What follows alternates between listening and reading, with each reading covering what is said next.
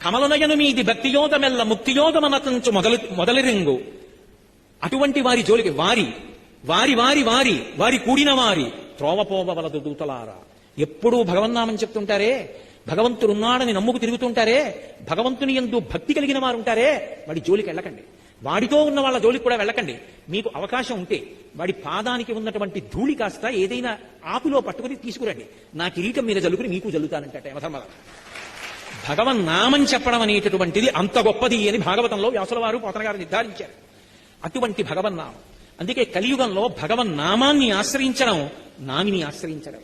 అయితే ఆ భగవన్నామం నిరంతరం నోటి వెంట రావడానికి కూడా అదృష్టమైనా ఉండాలి, సాధనైనా ఉండాలి. కొంతమంది మహాత్ములు ఉన్నారు, అసలు వాళ్ళు మాట్లాడుతుంటే మనకు అనుమానం వస్తుంది, వీళ్ళు నిద్రపోతున్నప్పుడు భగవన్నామం ఆగుతుందా అని. నాగమారుతి శర్మ గారని ఒక న్యాయమూర్తి ఉన్నారు. వారు అప్పుడప్పుడు మా ఇంటికి వస్తూ ఉండేవారు ఏదైనా భగవత్ సంబంధమైన విషయం మీద. ఆయన మాట్లాడుతూ మధ్యలో రామనామం చెప్తారు. కోటేశ్వరారు రామ రామ రామ రామ, మిమ్మల్ని చూడాలని రామ రామ రామ రామ నోట్లో అంటారు.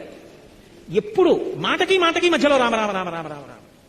మీరు ఎప్పుడైనా ఆయన ఎక్కడైనా కూర్చున్నప్పుడు చూడండి, ఎప్పుడు రామ రామ రామ రామ రామ రామ అంటూనే ఉంటారు. ఆయన వాళ్ళ అక్క చెల్లెళ్ళప్పుడు వచ్చింది. నేను ఆశ్చర్యపోతుంటాను ఆయన్ని చూస్తే. ఎప్పుడు నిరంతరం రామనామం నడుస్తుంది నాలుక మీద. ఎంతటి ధన్యాత్ముడు! ఆ భగవన్నామం నోటి మీదకి రావడం అలవాటు చేసుకున్నవాడెవరో, కనీసం అప్పుడప్పుడు భగవన్నామం చెప్పడం అలవాటు చేసుకున్నవాడెవరో, వాడు కలిపురుషుని చేత ఆవహింపబడడం. కలిపురుషుడు వాణ్ణి చెనకలేడు.